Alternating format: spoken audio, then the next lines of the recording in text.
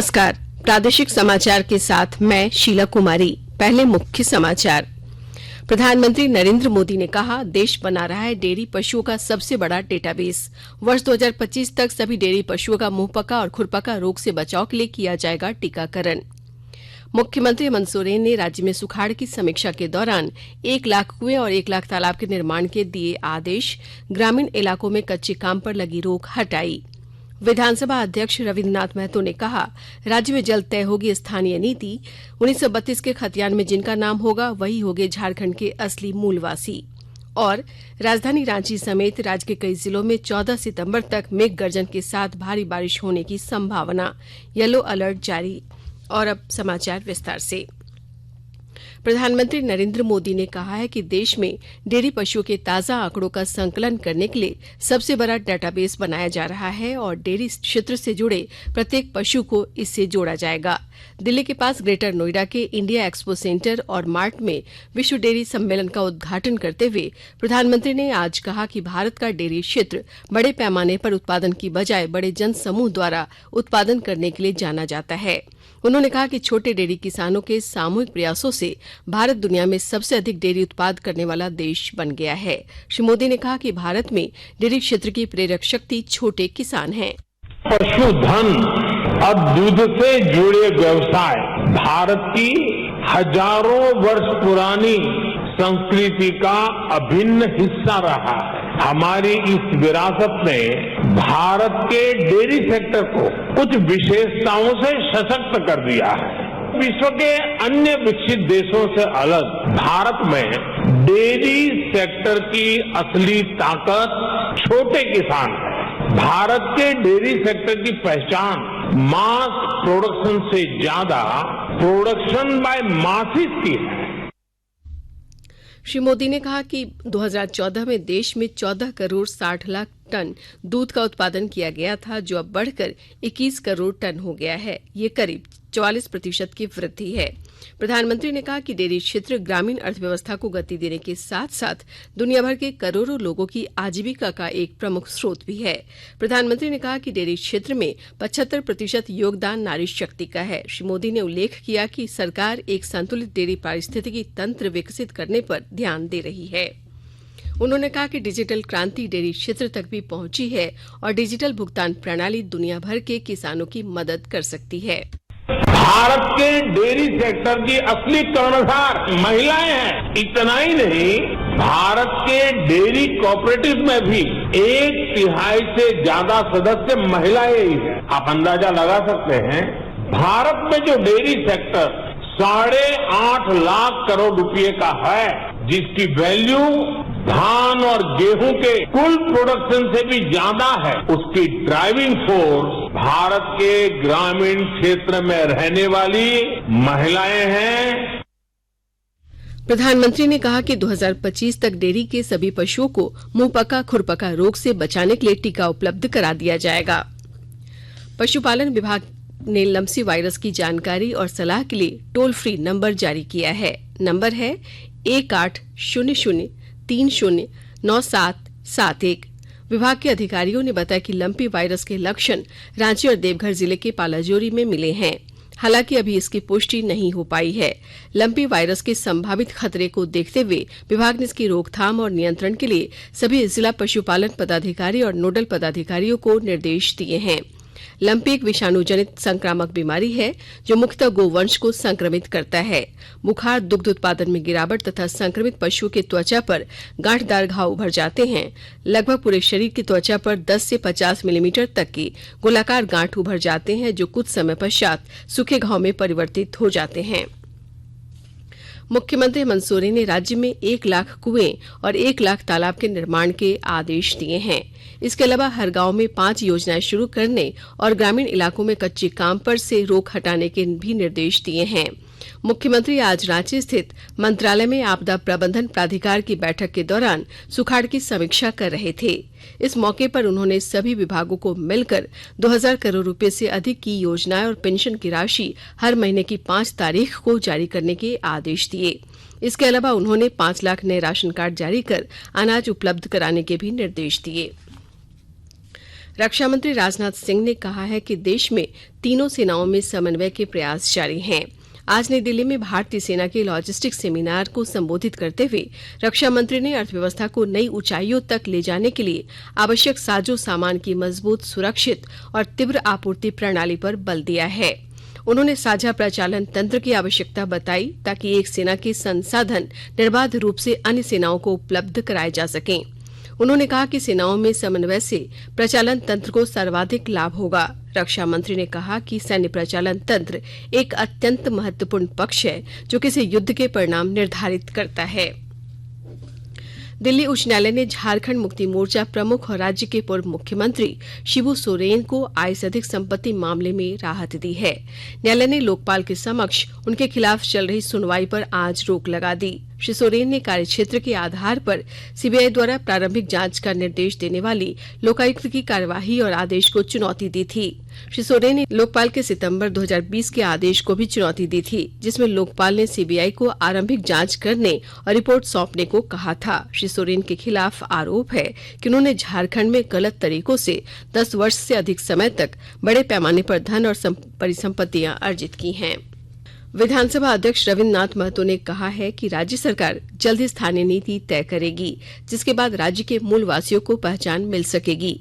उन्होंने कहा कि ये सरकार जनहित की योजनाओं पर जमीन पर उतारने के लिए कृत संकल्पित है। श्री महतो आज अपने विधानसभा क्षेत्र नाला में एक सड़क निर्माण कार्य का भूमि पूजन करने के बाद पत्रकारों से बातचीत कर रहे थे। उन्होंने कहा कि 1932 के खतियान में जिनका नाम होगा वही झारखंड के असली मूलवासी होंगे। भारत निर्वाचन आयोग द्वारा राज्य के मतदाताओं के वोटर कार्ड को आधार से लिंक करने का अभियान शुरू किया गया है। अब तक 50% से अधिक मतदाताओं ने अपने वोटर कार्ड को आधार से लिंक करवा लिया है। निर्वाचन आयोग ने सभी मतदाताओं से जल्द अपना वोटर कार्ड आधार से लिंक करवाने की अपील की है।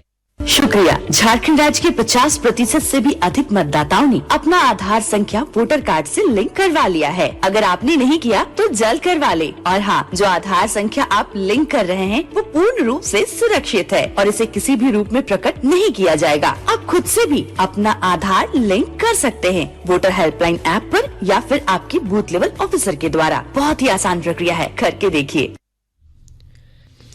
आकाशवाणी के ताजा तरीन समाचारों के लिए आप हमारी वेबसाइट newsonair.com पर लॉग ऑन कर सकते हैं। ताजा समाचार Twitter handle @AIR news alerts और Facebook page All India Radio News पर भी उपलब्ध है। आप प्रादेशिक समाचार एकांश के ट्विटर हैंडल @AIR न्यूज_रांची और फेसबुक, इंस्टाग्राम पेज तथा YouTube channel AIR news Ranchi पर भी हमारे बुलेटिन सुन सकते हैं।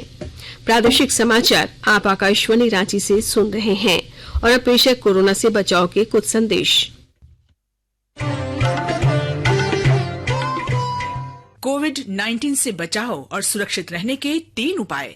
मास्क लगाएं, 2 गज दूरी है जरूरी, सुरक्षित दूरी रखें, हाथ और मुंह साफ रखें।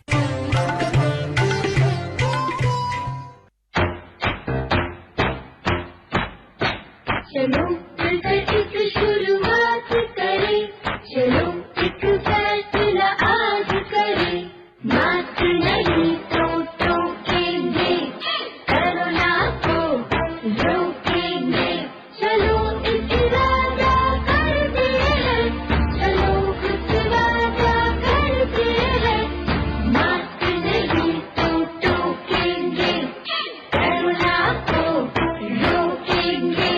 भारत सरकार द्वारा जनहित में जारी। प्रादेशिक समाचार में आपका एक बार फिर से स्वागत है। केंद्रीय मंत्री अनुराग ठाकुर ने स्थानीय निकायों के प्रतिनिधियों से अपील की है कि वे केंद्र सरकार की उपलब्धियों के बारे में लोगों को बताएं और ये सुनिश्चित करें कि ये जनता तक पहुंचे। मुंबई में सरपंचों और स्थानीय निकायों के प्रतिनिधियों के साथ हुई बैठक में उन्होंने ये बात कही। श्री ठाकुर ने बताया कि महामारी के दौरान प्रधानमंत्री गरीब कल्याण योजना से 80 करोड़ लोगों को लाभ मिला। इस्पात मंत्रालय ने राष्ट्रीय धातुविद पुरस्कार 2022 के लिए आज से आवेदन आमंत्रित किए हैं। 5 श्रेणियों में इस पुरस्कार के लिए ऑनलाइन आवेदन अगले महीने की 11 तारीख तक भेजे जा सकते हैं। मंत्रालय ने बताया कि इस पुरस्कार का उद्देश्य लौह और इस्पात क्षेत्र में काम कर रहे धातु विज्ञानियों के उत्कृष्ट योगदान को रेखांकित करना है। लौह इस्पात क्षेत्र के दायरे में विनिर्माण, अनुसंधान, डिजाइन, शिक्षण, कचरा प्रबंधन, ऊर्जा संरक्षण और आत्मनिर्भर भारत का लक्ष्य हासिल करने में इनका विशिष्ट योगदान आता है। आकाशवाणी अनूठी पहल के साथ स्वतंत्रता के 75 वर्ष का उत्सव मना रहा है।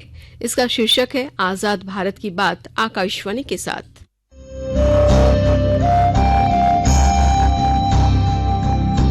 आजाद भारत की बात आकाशवाणी के साथ स्वतंत्रता के 75 वर्ष का उत्सव, जीवंत यात्रा की स्मृतियां, स्वतंत्र भारत की उपलब्धियां और कुछ रोमांचक पल। तो आप भी जुड़िए और सुनना न भूलें 15 अगस्त से प्रतिदिन हमारे FM गोल्ड 100.1 और दूसरे चैनलों पर आजाद भारत की बात आकाशवाणी के साथ।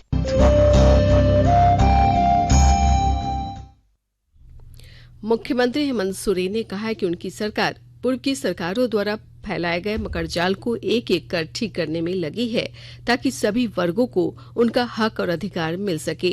श्री सोरेन ने कहा कि राज्य में जनता की सरकार है जो जनता के लिए ही काम कर रही है। मुख्यमंत्री आज रांची स्थित अपने आवास पर 15 विभिन्न संघ के प्रतिनिधि मंडल से मुलाकात कर रहे थे।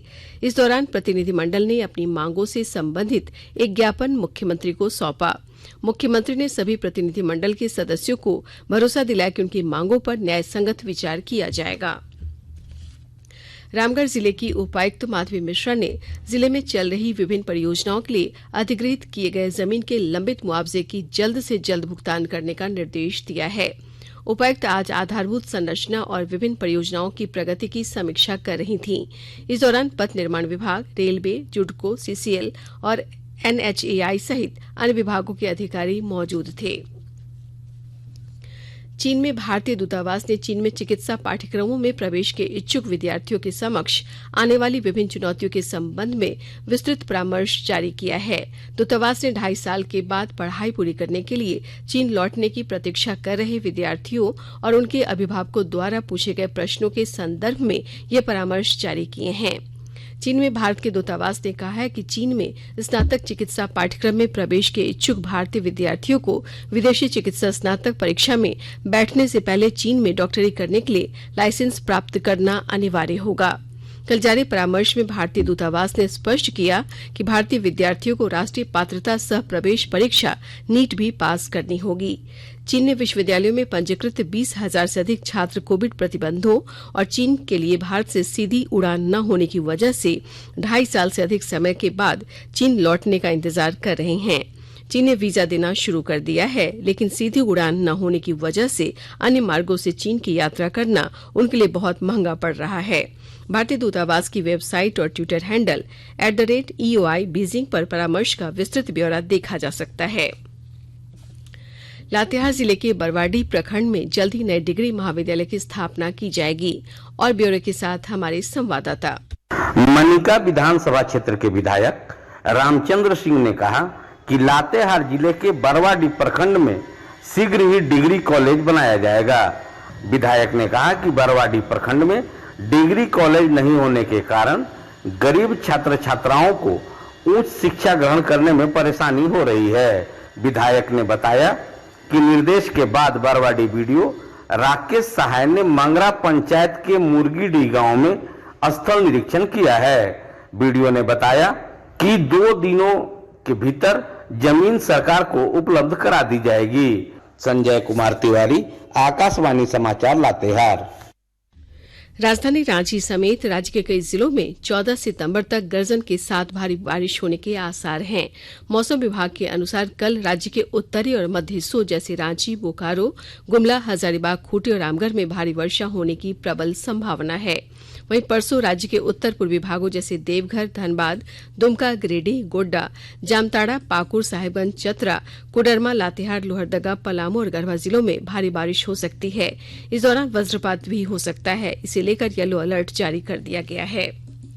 गढ़वा जिले की पुलिस ने बीते दिनों अन्य राजघाटी के पास हुई एक लूट की घटना में शामिल 6 अपराधियों को गिरफ्तार किया है। पुलिस अधीक्षक अंजनी कुमार झा ने बताया कि अपराधियों के पास से लूटे गए मोबाइल फोन और मोटरसाइकिल को बरामद कर लिया गया है। अंत में मुख्य समाचार एक बार फिर। प्रधानमंत्री नरेंद्र मोदी ने कहा, देश बना रहा है डेयरी पशुओं का सबसे बड़ा डेटाबेस। वर्ष 2025 तक सभी डेयरी पशुओं का मुंहपका और खुरपका रोग से बचाव के लिए किया जाएगा टीकाकरण। मुख्यमंत्री हेमंत सोरेन ने राज्य में सुखाड़ की समीक्षा के दौरान 1 लाख कुएं और 1 लाख तालाब के निर्माण के दिए आदेश। ग्रामीण इलाकों में कच्चे काम पर लगी रोक हटाई। विधानसभा अध्यक्ष रविन्द्र नाथ महतो ने कहा, राज्य में जल्द तय होगी स्थानीय नीति। 1932 के खतियान में जिनका नाम होगा वही होंगे झारखंड के असली मूलवासी। और राजधानी रांची समेत राज्य के कई जिलों में 14 सितंबर तक मेघ गर्जन के साथ भारी बारिश होने की संभावना, येलो अलर्ट जारी। इसके साथ ही आकाशवाणी रांची से प्रादेशिक समाचार का ये बुलेटिन समाप्त हुआ। नमस्कार।